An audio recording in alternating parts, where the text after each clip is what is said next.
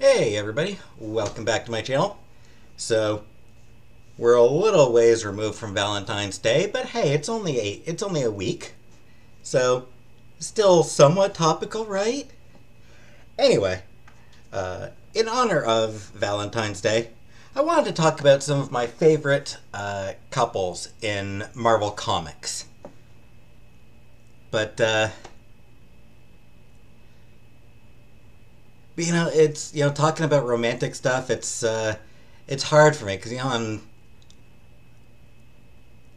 I'm jaded and cynical. There's not a lot of room for romance in this cold black heart of mine. So I gotta figure out how to. Just give me a minute. Give me a minute here.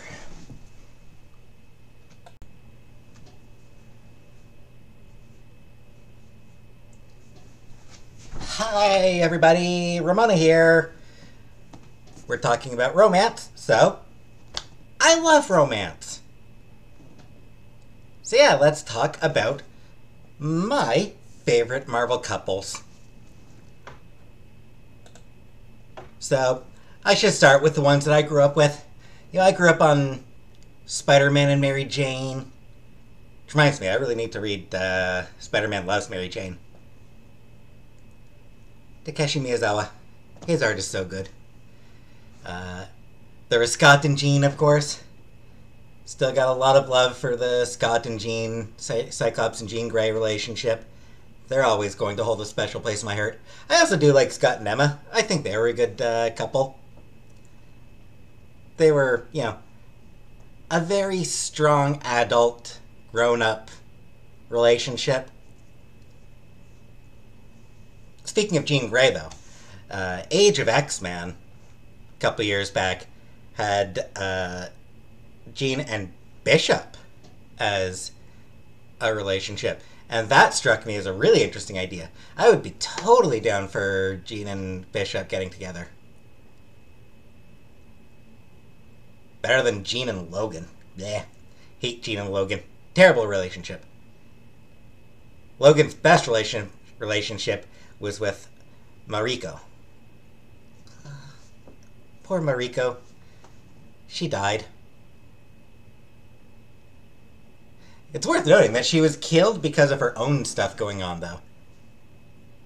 So often in comic books, female love interests get killed in order to cause pain to the male hero, but Mariko's death had literally nothing to do with Logan. It was all about her. So I appreciate that she died because of her own actions. That was nice.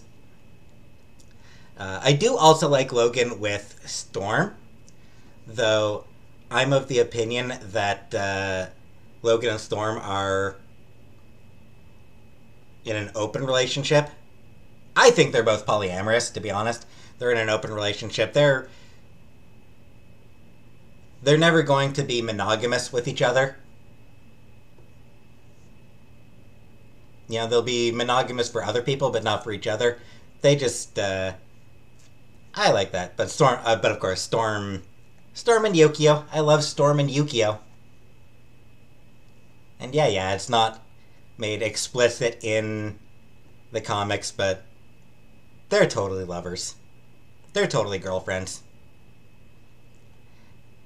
Moving away from that, though, for other X-Men, I liked Beast with Trish, the reporter lady. They were a nice couple. They were good together. Shame about them breaking up, but they were good together. Rogue and Gambit is a popular one. I'll be honest, that one never quite clicked for me until Kelly Thompson. I really love Kelly Thompson's. I like her. I like her as a writer in general, but especially she's the one who made me actually care about Rogue and Gambit as a couple. She really, really sold them as a couple. Better than any writer in the '90s did.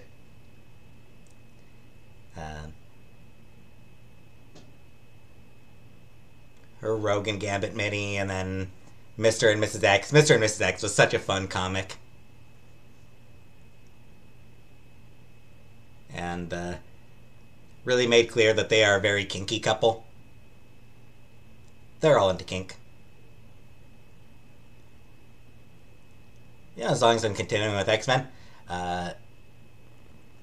Havoc and Madeline Pryor. If for no other reason than the outfit that Madeline Pryor made Alex wear during Inferno. She gave him a real himbo outfit. It's cute. Yeah. She made his outfit even skimpier than her own. And I appreciate that about her. Madeline Pryor is such a great character.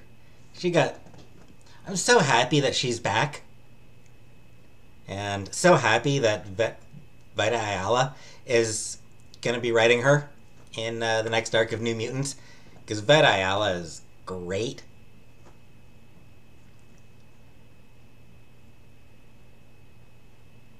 May as well keep with the X-Men here for a little bit longer. There's Northstar and Kyle. Marvel's first same-sex marriage. Back when Marjorie Liu was writing Astonishing X-Men. They're a cute couple. It was, a lot of people were unhappy with how sort of rushed it was, but they're a cute couple. They're really fun together.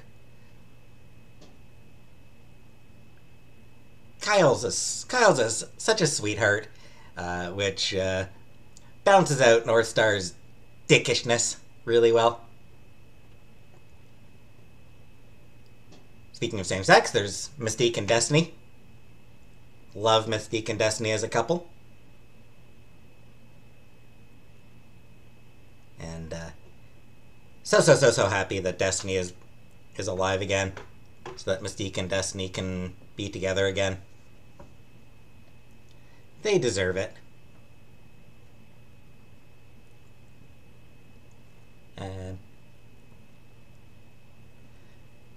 One really interesting relationship from a few years back was Colossus and Domino. A lot of people love Colossus and Kitty. I don't. I hate that relationship. Colossus and Domino, though, that was a really fun, an unexpectedly fun pairing. I really liked those two together. Domino's sense of fun really brought something out in Colossus, I think. And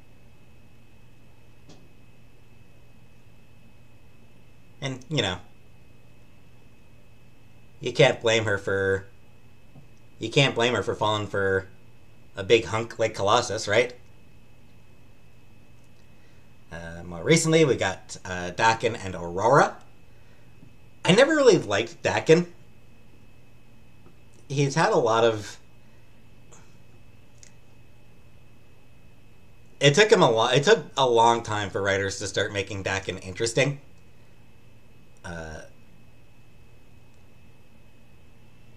Leia Williams made him really interesting. And pairing him with Aurora was really nice idea, really nice, and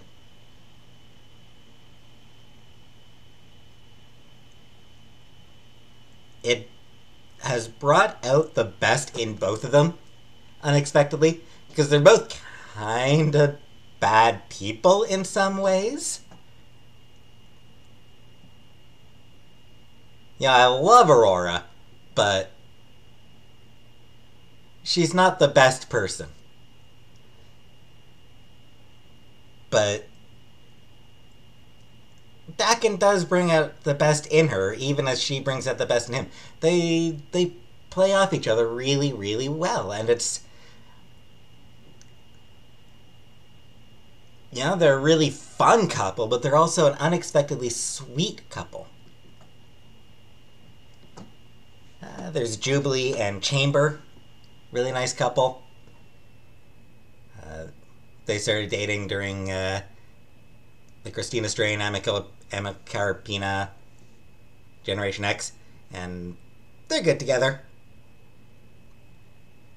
Though I'm always going to have a soft spot for Jubilee and Laura Kinney.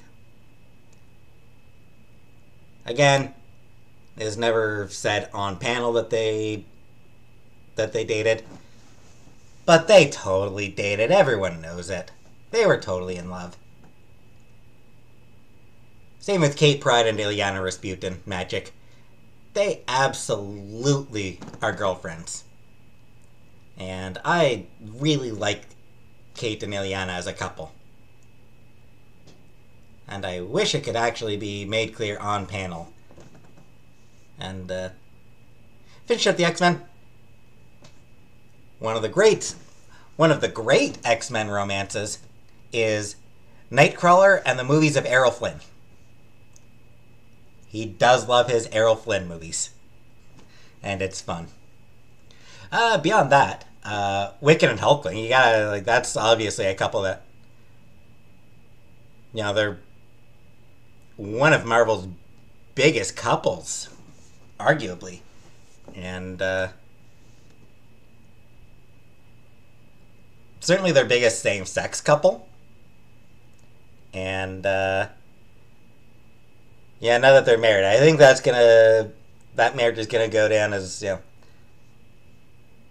one of the permanent Marvel marriages, up there with Mr. Fantastic, Invisible Woman, and probably Luke Cage and Jessica Jones, who are also a great couple. Luke Cage and Jessica Jones are really good. I like that couple. But Wiccan and Hulkling, that's definitely going to go down as one of Marvel's big couples, one of the big marriages that may have its stresses now and then, but will always endure. And I really like seeing them together. I really like those two. They're total nerds, and they deserve each other. They really do. Another of my favorite couples, Angela and Sarah. And I will be forever bitter about Marvel breaking those two up. Angela literally conquered hell in order to save Sarah. And then gave hell up just to go live with her in New York. Like, she went down to the underworld, fought Hela, the goddess of death herself, conquered the Norse hell, the one L hell. Literally, she conquered hell just for Sarah, and then gave it up because she didn't actually give a damn about ruling. She just wanted her wife back. That is the definition of epic romance. And then as soon as that series was over, Marvel couldn't break them up fast enough.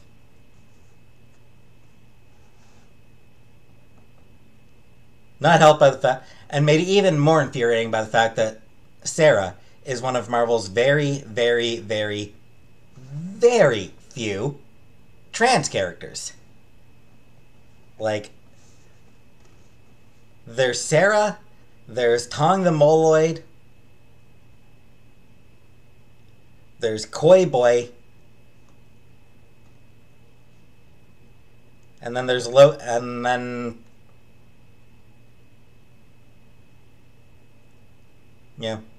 there's Loki, who's supposed to be canonically gender fluid, not that you'd know that from any comics outside Agent of Asgard.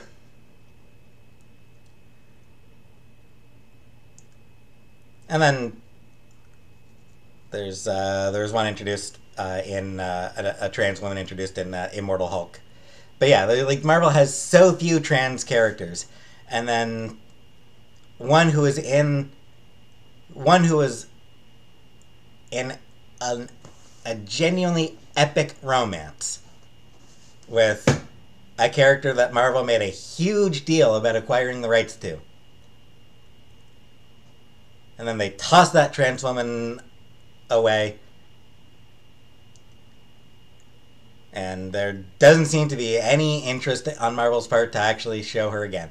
I'm going to be bitter about that for the rest of my life.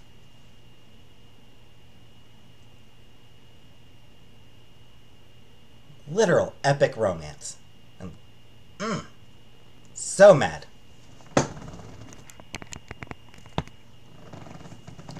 More positively, Monica Rambeau and Blue Marble. They started dating, I think it might have been in Al Ewing's Mighty Avengers. But, yeah, they are kind of the definition of a power couple.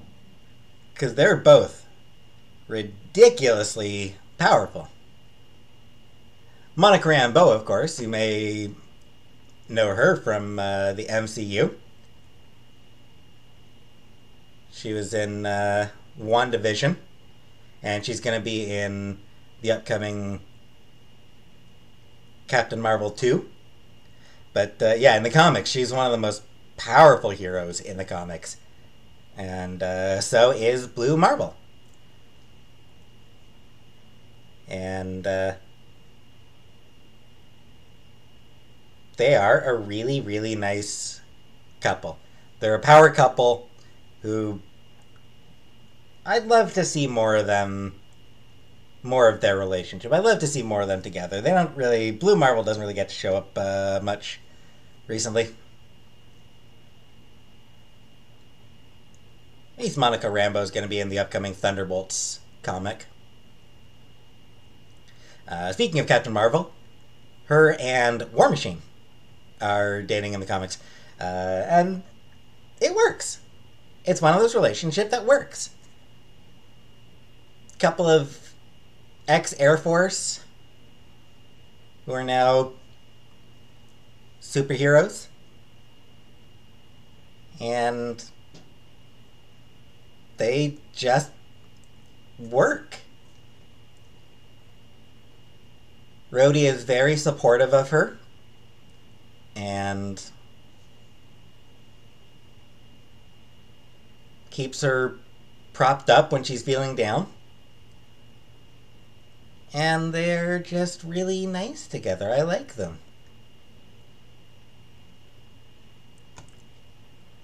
There's America Chavez and Lisa Halloran, who was a nurse. That relationship didn't last very long, sadly. We didn't get to see much of it. It was a couple moments during Al Ewing's Ultimates. So we didn't get to see much of it, but they were so cute. They were just the cutest. Because America's all grumpy and stuff, and Lisa's all bubbly and happy and really good at not letting America brood. I was so sad when they broke up.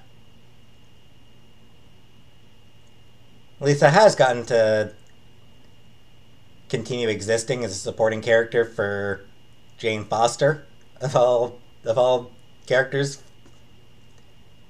But they were so cute. They're just the cutest couple. My favorite relationship for Steve Rogers. Most people are going to say that, Steve Rogers and Sharon Carter. That's going to be most people's favorite Steve Rogers. But no, those people are wrong. Steve Rogers' best girlfriend was Bernie Rosenthal, who was, I think, a law student at the time that they were dating. Has since become a full lawyer. And it was a really cute match because she kept him grounded. I like superheroes who are human. Who are part of communities. And when Steve was dating Bernie, he was a part of the community. And it kept him grounded and it kept him human in a way that so many books since then have failed to do. In a way that his relationship with Sharon fails to do. It was a relationship that was never going to last, just because of the way comics work. But yeah, Bernie was great.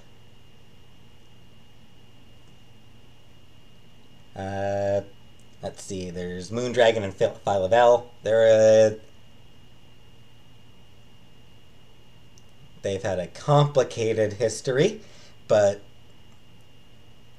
they're still going strong, and I like that about them. They've definitely had turmoil, but they don't let it stop them.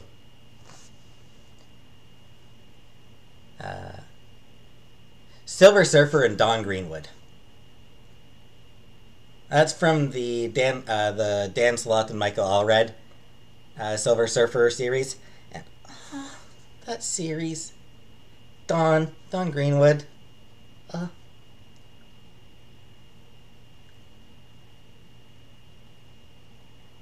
There was, it started off, there was a little bit of conflict between them, but they got over it quickly, just because Dawn was such a positive person, and she liked having an adventure, and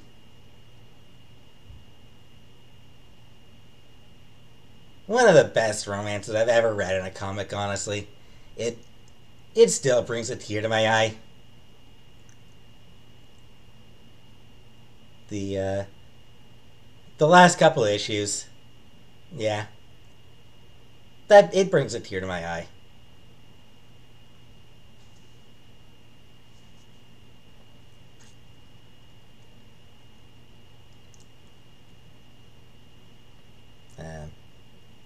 She-Hulk and White Wingfoot, great couple. They're always fun together. Crystal of the Inhumans and Ronan the Accuser. That was an unexpectedly good couple. It was a political marriage, and you wouldn't expect it to work, but it did.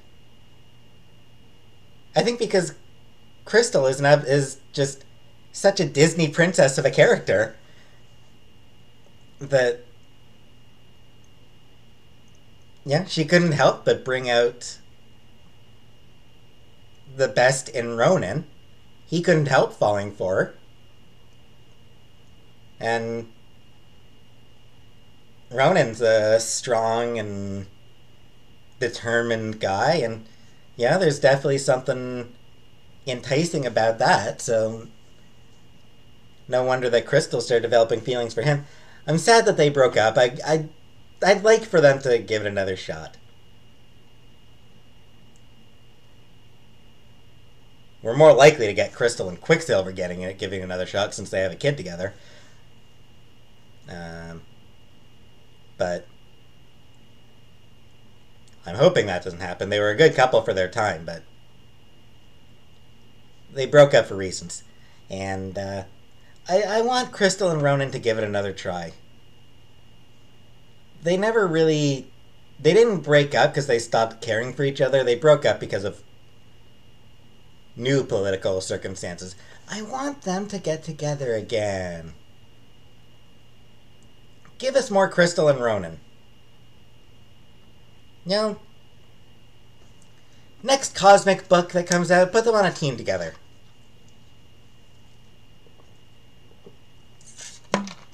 And finally, one of the best villain, not even one of, the best villain couple out there, Absorbing Man and Titania. They are just a couple of supervillains who love smashing things and love smashing each other. But they're great. They never fail to be delightful together.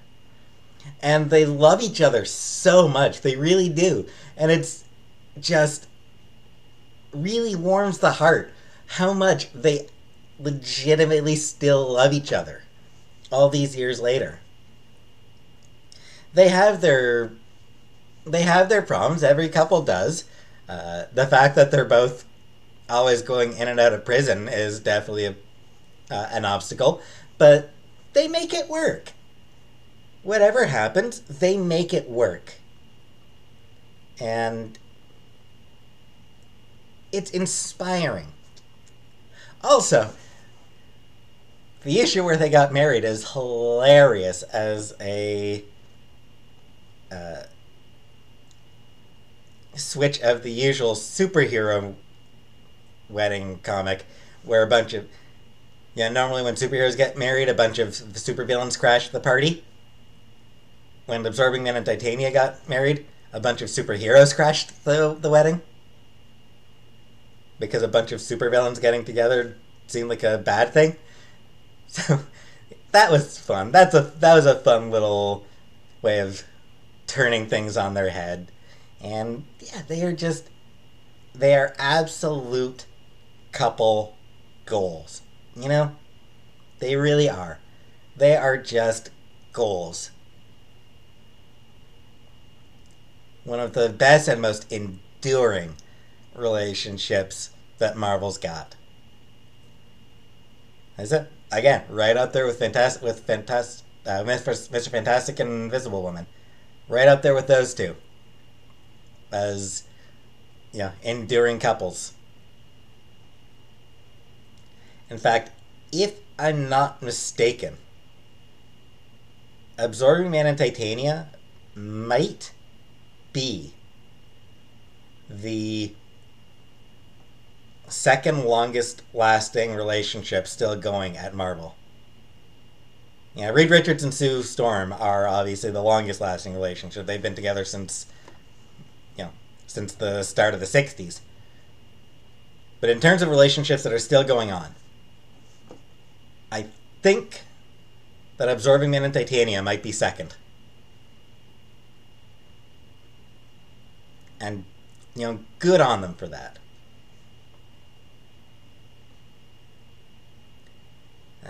I'm sure somebody will correct me if I'm wrong on that. But I'm honestly drawing a blank on any relationships that have lasted longer.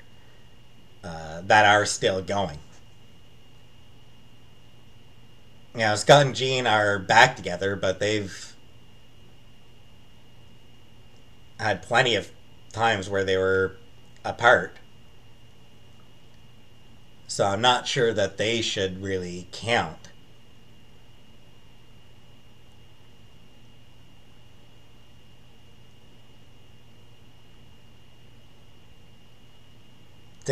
Yeah, Absorbing Man and Titania are, one of the healthiest relationships in the history of Marvel Comics.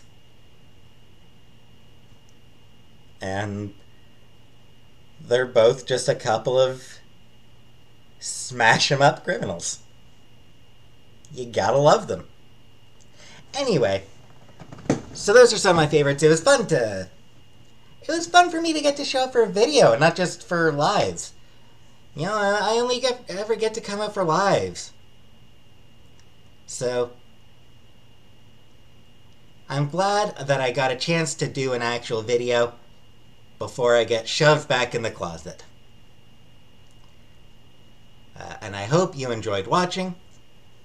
And I hope that you all have a great day.